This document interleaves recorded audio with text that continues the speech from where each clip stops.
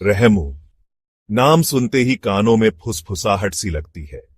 कश्मीर के पुलवामा जिले में बसा ये एक ऐसा गांव था जहां वक्त मानो हवा में झूलती विलों की डालियों सा बहता था। हरे भरे धान के खेतों और हिमालय की बर्फीली चोटियों से घिरा रहमू शांत और खूबसूरत था। फिर भी इसके दिल में एक रहस्य की धारा बहती थी। गांव वाले अपनी मीठी मुस्कान और उससे भी मीठे मेहमान नवाजी के लिए जाने जाते थे, मगर जैसे ही सूरज डूबता हवा में एक अजीब सा खौफ छा जाता। बातचीत धीमी हो जाती, दरवाजे बंद हो जाते, हवा मानो अनकही कहानियों और पुराने डर से भर जाती। गांव के किनारे एक तेज बहती नदी के ऊपर एक पुराना चिनार का पेड़ खड़ा था। सदियों की हवा और मौसम की मार से टेढ़ी मेढ़ी इसकी शाखाएं कंकाल की उंगलियों सी आसमान की ओर उठी हुई थीं। चिनार एक खामोश पहरेदार सा था, रहमू में जीवन और मृत्यु की पीढ़ियों का गवाह। और ये गांव के सबसे गहरे डर का केंद्र भी था, क्योंकि कहा जाता था कि चिनार के पेड़ में भूत रहता है और इसकी परछाई बर्बादी का संकेत है। रहमू जैसे दूर दराज के गांवों में कहानियां आसानी से नहीं मरती। भूतिया चिनार के पेड़ की कहानी पीढ़ी दर पीढ़ी चली आ रही थी। हर बार कहानी में डर का एक नया रंग जुड़ जाता। कहा जाता था कि पेड़ में एक बेचैन आत्मा का वास है जो दो दुनियाओं के बीच फंसी हुई है, और ये आत्मा, गांव वाले फुसफुसाते थे, पेड़ की परछाई में दिखाई देती है। लेकिन ये डूबते सूरज की बनाई कोई मामूली परछाई नहीं थी। जिन बदनसीबों ने इसे देखा उन्होंने बताया कि परछाई अपनी मर्जी से हिलती डुलती थी, ऐसे मुड़ती और टेढ़ी होती थी जैसे कोई जमीन की परछाई नहीं हो सकती। कुछ लोगों ने दावा किया कि परछाई उनके नाम बुदबुदाती थी, उन्हें चिनार के गांठदार तने की ओर खींचती थी। दूसरों ने कहा कि ये उनकी हरकतों की नकील करती थी, एक काला साया जो उनके हर कदम पर पीछा करता था। लेकिन सबसे डरावनी बात जो फुसफुसाहट में ही कही जाती थी वो थी परछाई की आंखें, सबसे काली रात से भी ज्यादा काली। वो मानो आपकी रूह में उतर जाती थी, एक ऐसी ठंडी दहशत छोड़ जाती थी जो हड्डियों तक को जमा देती थी। गांव के बच्चों की पीढ़ियां चिनार की परछाई से डरते हुए बड़ी हुईं। उन्हें चेतावनी दी जाती थी कि अंधेरे के बाद कभी पेड़ के पास न जाए, कहीं परछाई उन्हें अपना न बना ले। शबीर अहमद, एक जवान लड़का जो अपने बेबाकी और हिम्मत के लिए जाना जाता था, गांव की कहानियों का मजाक उड़ाता था।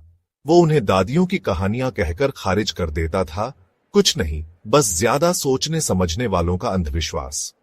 चिनार का पेड़ बस एक पेड़ था, वो दलील देता था। इसकी परछाई बस रोशनी का एक खेल। एक अंधेरी रात अपनी बहादुरी और शायद कुछ ज्यादा ही लोकल दारू के नशे में शबीर ने अपनी बात साबित करने की ठानी। अपनी चिंतित मां की मिन्नतों को अनसुना करते हुए वो गांव के किनारे की ओर चल पड़ा। उसका मंजिल चिनार का पेड़ था। गांव में ठंडी हवा चल रही थी, लकड़ी के घरों से सीटी बजाती हुई। संकरी गलियां सुनसान थीं। गांव वाले बहुत पहले ही बंद दरवाजों के पीछे चले गए थे। सिर्फ शबीर के कदमों की आवाज ही सन्नाटे में गूंज रही थी। हर कदम के साथ उसके दिल में एक बेचैनी रेंगने लगी। गांव के किनारे पहुंचकर शबीर तारों से जगमगाते आसमान के सामने चिनार के पेड़ का साया देख सकता था। ये उस पर मंडरा रहा था। इसकी शाखाएं हवा में लयबद्ध रूप से हिल रही थीं, मानो एक विशाल काय उसे पास बुला रहा हो। वो कुछ फीट दूर रुक गया। उसका दिल तेजी से धड़क रहा था। बस एक पेड़, उसने खुद से बुदबुदाया, अपनी आवाज के कंपन को दबाने की कोशिश करते हुए। एक गहरी सांस लेते हुए शबीर चिनार के पेड़ की परछाई में कदम रखा। जैसे ही शबीर परछाई में कदम रखा, तापमान गिर गया। उसकी रीढ़ में एक सिहरन दौड़ गई और उसने अपनी गर्दन के पीछे एक चुभन महसूस की, मानो कोई उसे देख रहा हो। वो अपनी परछाई को देखने के लिए पीछे मुड़ा, चांदनी से बनी लंबी परछाई की उम्मीद में। लेकिन उसने जो देखा उससे उसके खून जम गया। उसकी परछाई कोई मामूली परछाई नहीं थी। ये टेढ़ी मेढ़ी, विकृत, लगभग राक्षसी थी। और फिर उसने आंखें देखीं। दो काले गड्ढे बिना किसी रोशनी के परछाई के चेहरे से उसे घूर रहे थे। दहशत, कच्ची और आदिम ने शबीर को जकड़ लिया। वो चीखने की कोशिश किया, लेकिन उसके होठों से कोई आवाज नहीं निकली। वो भागने की कोशिश किया, लेकिन उसके पैर जमीन से जड़ गए थे, मानो जमीन ही उसे बंदी बना रही हो।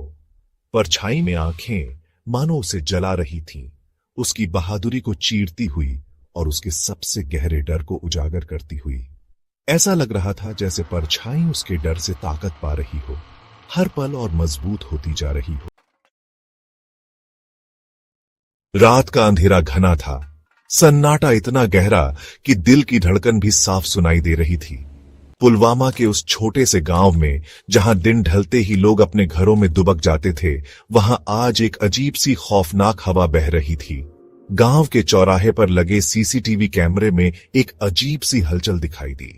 एक धुंधला सा साया जो मानो हवा में तैर रहा हो।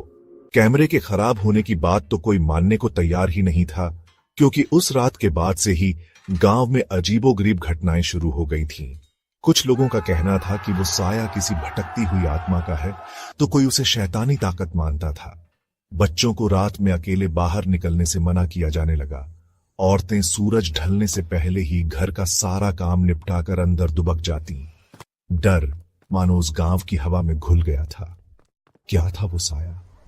क्या वो वाकई में किसी अनहोनी की आहट थी, या फिर महज लोगों का वहम? ये सवाल सभी के जहन में गूंज रहे थे, लेकिन जवाब किसी के पास नहीं था। सिर्फ एक अजीब सी दहशत थी जो हर किसी के दिल में घर कर गई थी। हाजरा बानो की बेटी रेशमा हंसमुख और जिंदा दिल लड़की थी। गांव के बच्चों के साथ खेलना कूदना, शाम को अपनी मां के साथ गाने सुनना, यही उसकी दुनिया थी। लेकिन एक रात सब बदल गया। रेशमा अचानक गायब हो गई। उसकी मां ने उसे हर जगह ढूंढा, गांव वालों ने भी मदद की, लेकिन रेशमा का कहीं कोई पता नहीं चला। कुछ दिन बाद रेशमा का शॉल गांव के बाहर एक कुएं के पास मिला। लोगों ने कुएं में झांक कर देखा, लेकिन अंधेरा इतना गहरा था कि कुछ दिखाई नहीं दिया। कुछ लोगों ने कहा कि उन्होंने रात में कुएं के पास एक परछाई देखी थी। वो परछाई वैसी ही थी जैसी सीसीटीवी फुटेज में दिखाई दी थी। क्या रेशमा के गायब होने के पीछे उसी साये का हाथ था? इस घटना के बाद से गांव में दहशत का माहौल और भी गहरा गया। मां बाप अपने बच्चों को घर से बाहर निकलने से डरने लगे। रातें लंबी और डरावनी हो गई थीं। क्या रेशमा कभी वापस आ पाएगी? क्या उस साये का रहस्य कभी सुलझेगा? सबसे बड़ा सवाल यही था कि वो साया असली था या महज लोगों का वहम। क्या डर के साये में जीते जीते लोग खुद ही वहम का शिकार हो रहे थे?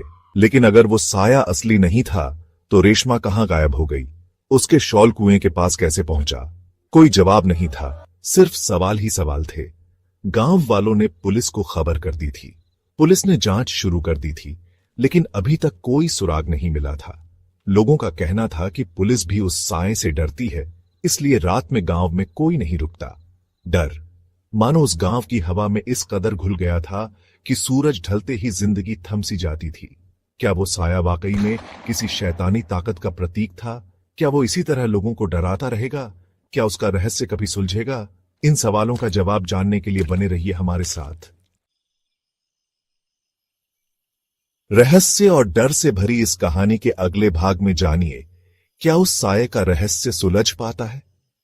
क्या रेशमा का कुछ पता चलता है? जानने के लिए देखते रहिए हमारा चैनल डर की दस्तक।